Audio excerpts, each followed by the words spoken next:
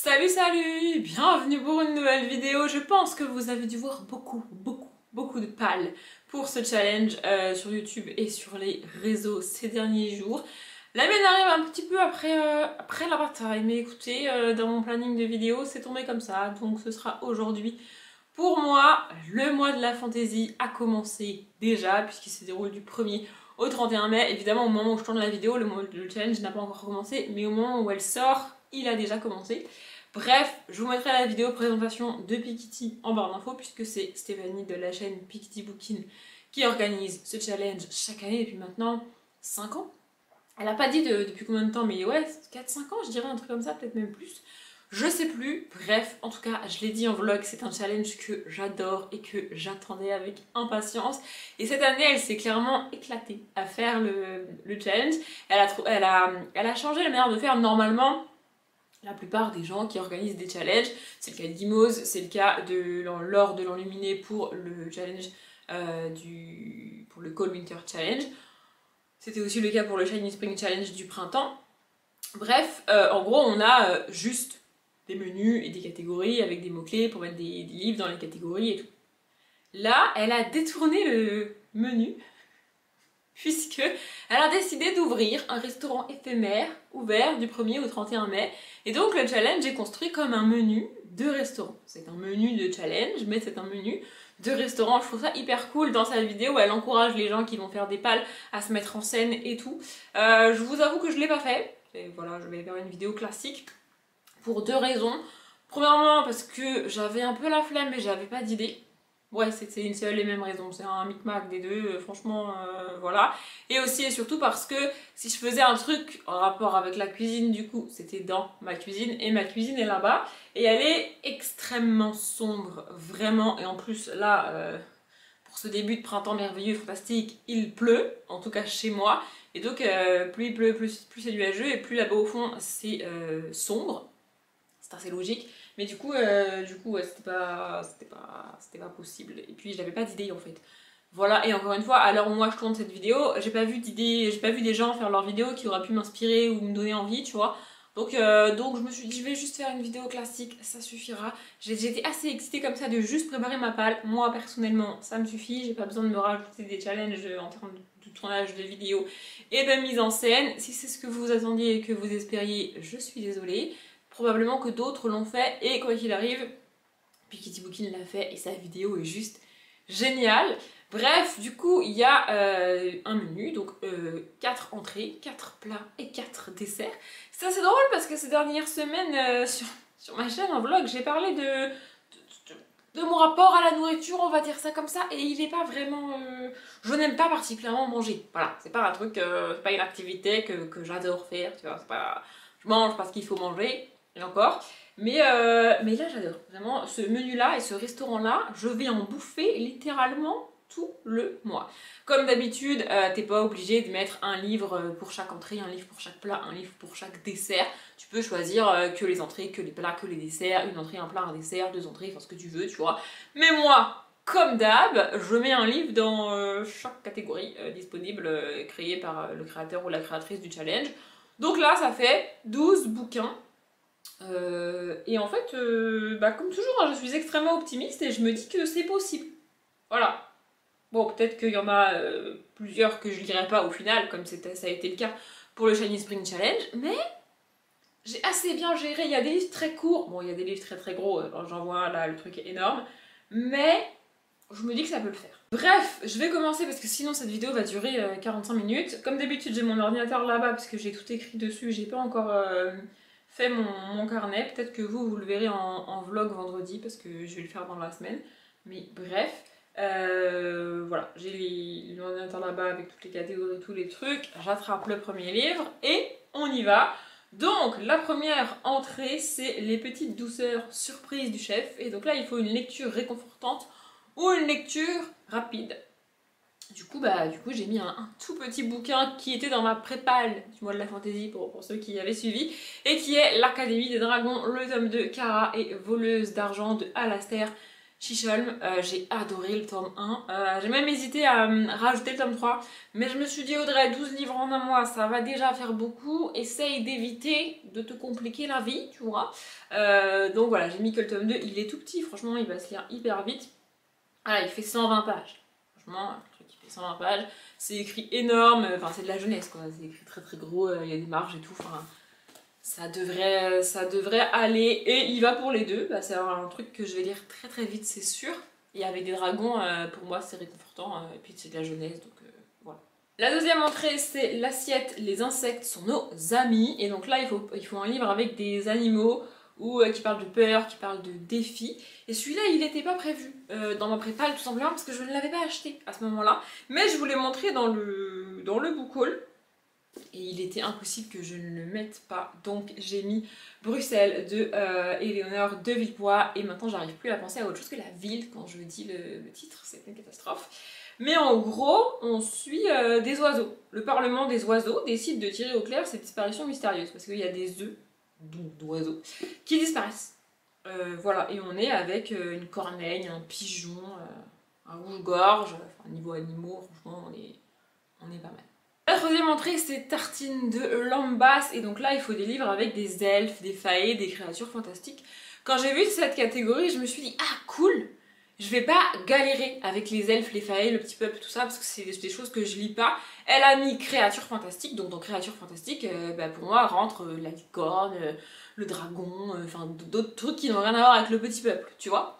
Sauf que, bah en fait, j'avais plus ou moins prévu le coup, puisque j'ai acheté Fable Heaven, donc qui entre ici, en ressortira changé à jamais. Donc c'est le tome 1 de Brandon Moule, et donc du coup je vous l'ai déjà montré en vlog et en book haul. Voilà, et du coup bah on est clairement avec du petit peuple, enfin je veux dire, voilà. Il se trouve qu'il n'y a pas que du petit peuple là-dedans, parce que voilà, fées, géants, sorcières, monstres, ogres, satyres, naïades, enfin franchement voilà. Du coup niveau créature fantastique on est pas mal, et c'est le seul truc avec au moins quelques personnages du petit peuple que j'ai. Donc puis je me suis dit ça évitera qu'il traîne trop longtemps dans ma palle celui-là, c'est pas plus mal. Et la dernière entrée c'est la salade César, et donc là il faut des livres qui parlent de mythologie ou qui sont de high fantasy. Au début j'avais mis un autre bouquin parce que mythologie j'étais sûre de mon coup, tu vois. Et puis ensuite j'ai galéré, j'ai changé, vous allez voir, jusque là j'avais pas trop galéré niveau des catégories à mettre des bouquins dedans, mais par la suite j'ai un peu galéré, du coup j'ai un peu changé des trucs, tu vois. Et j'ai fini par aller voir, parce que je ne savais pas, ce qu'était la définition de high fantasy, tu vois. Je savais pas ce que c'était, et d'après ce que j'ai compris, en gros, c'est des fantaisies avec des pouvoirs. Voilà, dès qu'on parle de pouvoir, de magie, de sorcière, un truc comme ça, c'est de la high fantasy. C'est un peu de la haute fantasy parce qu'il y a des pouvoirs. C'est à peu près ce que j'ai compris. Et du coup, j'ai mis L'aura noire, donc le tome 1, pardon, je perds ma voix, de Roberto Sanquer, parce qu'il est question de sorcière, si je dis pas de conneries. Voilà, un démon majeur, déjà, et on suit des apprentis sorcières, et donc on va suivre principalement Louise, qui est une apprentie sorcière, qui va être désignée pour combattre le démon majeur qui vient de se réveiller, alors que personne n'avait rien demandé. Voilà, je me suis dit démon, sorcière, pouvoir, high fantasy. Après tout ça, j'aurais faim, encore, en tout cas j'aurais toujours faim de lecture, et d'ailleurs je me suis dit, peut-être que je vais inclure un challenge dans le challenge pour moi-même, c'est-à-dire que peut-être que je vais prendre un livre d'entrée, un livre de plat, un livre de dessert, un livre d'entrée, et je vais les lire comme ça, peut-être. Je suis pas très sûre, mais peut-être je vais faire ça. Bref, en tout cas, après les entrées viennent les plats, il y en a 4 aussi. Le premier c'est la spécialité du monde, et donc là ils font un livre qui parle de voyage. Je pense que ce que Piketty Bookin entendait vraiment par ça, ce sont des fantaisies qui se passent en Asie, en Afrique. Vous voyez ce genre de fantaisie basée sur des cultures que personnellement j'ai pas l'habitude de lire. Et comme j'ai pas l'habitude d'en lire, bah en fait j'en ai pas dans ma palle. Du coup j'ai un peu galéré et j'ai pris... Après tu peux aussi prendre voyage au sens, bah, tu te balades dans la ville, tu vas ailleurs que chez toi, tu vois. Et c'est ce que j'ai fait parce que je savais pas quoi mettre. Et donc j'ai fini par mettre Les Chroniques Homérides, le tome 2, l'ultime oracle de Alexandre Germain. Je l'ai pas précisé, et puis Kitty l'a pas dit dans sa vidéo cette année, mais moi j'avais décidé que je le ferais de toute façon. Ici c'est du fantastique. pas de la fantasy. Le mois de mai c'est le mois de la fantasy, mais pour moi, il me semble qu'elle l'avait dit l'année dernière, c'est fantasy au sens anglo-saxon du terme. Donc le fantasy anglo-saxon, en français l'équivalent c'est SFFF et pas fantasy. Donc science-fiction, fantasy, fantastique. Du coup ça c'est du fantastique. Donc pour moi ça passe dans le challenge. De toute façon il était dans ma prépa et je voulais absolument le mettre parce que je veux absolument avancer dans cette saga cette année et que si j'attends trop je n'aurai pas le temps de lire les 3 tomes. On est quand même déjà pas très loin de la moitié de l'année donc ça serait bien que j'avance. Voilà, et j'ai mis ce tome 2, alors pour moi ce serait une relecture parce que j'ai tenté de lire le tome 3 en fin d'année dernière et je me suis rendu compte que j'avais quasiment aucun souvenir du tome 2 principalement. J'ai relu le tome 1, là je vais relire le tome 2 du coup au mois de mai et après je pourrai lire le tome 3. Bref, et du coup dans ce tome 2 là, Louise, il me semble qu'elle s'appelle aussi, non? Elle s'appelle pas Louise. Ah, c'est pas marqué derrière. C'est dommage. Mais il me semble qu'elle s'appelle Louise aussi. Je dis aussi parce qu'il y a un autre bouquin où elle s'appelait Louise, la fille. Bref, en tout cas, le personnage principal ici découvre dans le tome 1, enfin, se fait transférer en espèce d'homérie dans le tome 1. C'est de la mythologie, c'est lui que j'avais mis à la base dans la catégorie de la mythologie, mais bon, bref, du coup, j'ai changé. Et dans ce tome 2, elle va découvrir le pays des Homérides. Voilà. Du coup, j'ai estimé que c'était une sorte de voyage. Le deuxième plat, c'est sous ou sur l'océan. Et donc là, c'est sirène, piraterie, bateau, en gros, tout ce qui a un rapport avec la mer. Et je vous avoue que j'ai galéré parce que pareil, j'ai pas de truc avec les sirènes.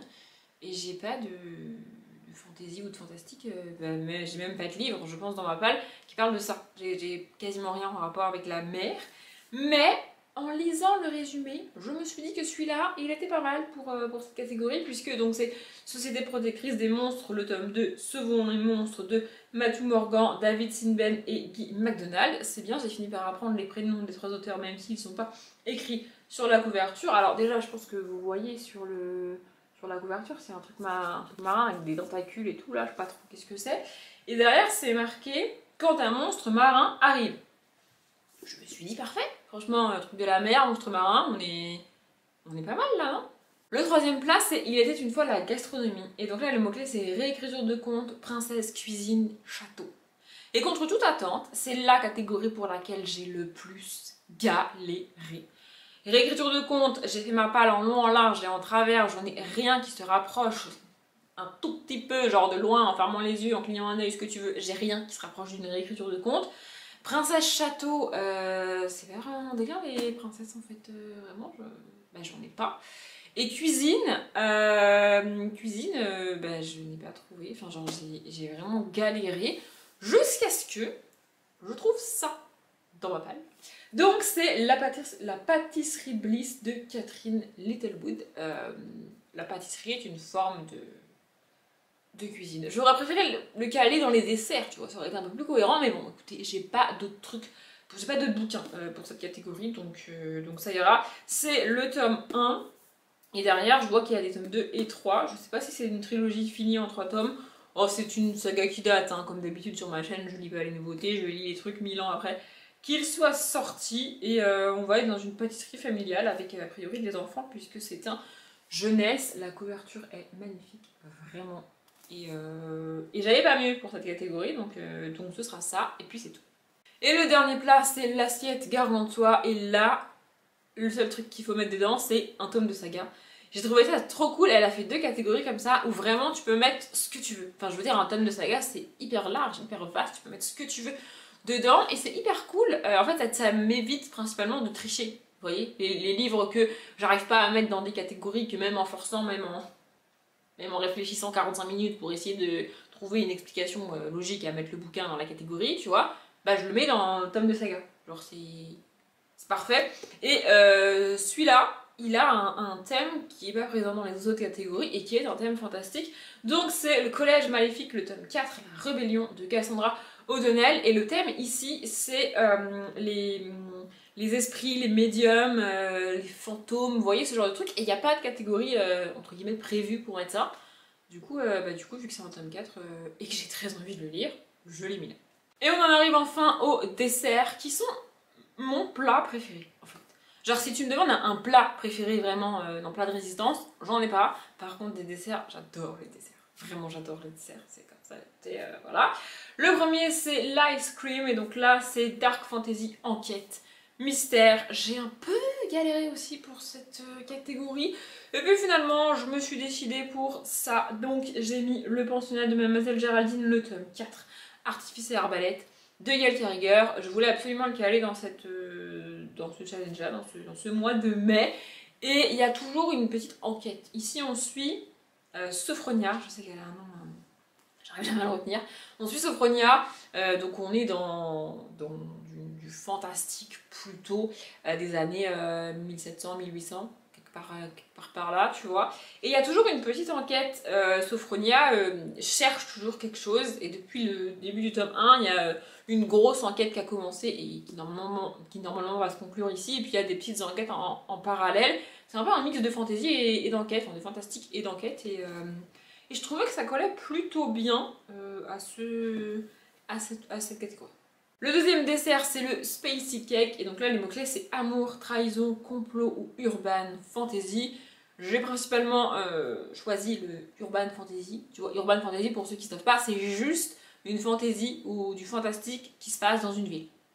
Franchement, en gros, à peu près toute la bitlit rentre dans urban fantasy.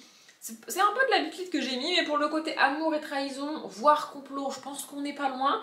J'ai mis Les Sentinelles, le tome de Tueur de sang de Alexandra Ivy. Il est dans ma palle du printemps. Et je m'étais dit, soit j'ai envie et j'arrive à le lire en mars ou en avril, soit il finira dans ma palle du mois de mai. Et bah du coup, il est dans ma palle du mois de mai. On est en bitlit et on est dans une ville, donc on est pas mal. Le troisième dessert, c'est le glouton, et les mots-clés sont à l'opposé l'un de l'autre selon moi, puisque tu peux lire un pavé ou un livre que tu vas dévorer en une journée. Alors moi je sais pas lire un livre en une journée, hein. Même l'Académie des Dragons que je vous ai montré en premier, je pense que je le lirai en 2 jours minimum, parce que je peux pas lire un livre en une seule et même journée. Et il se trouve que j'ai un énorme pavé, qui est aussi dans ma palle du printemps, et que j'ai toujours pas lu, et que je tiens absolument à lire cette année. C'est plus de l'ASF, mais bon, écoutez... Oui, il est toujours là, je n'ai toujours pas lu. Idéaliste, le tome 1, à la lueur d'une étoile inconnue de Christopher Paolini. Le truc est absolument énormissime. Et ce qui me fait encore plus peur, au-delà de son nombre de pages, qui est de 800...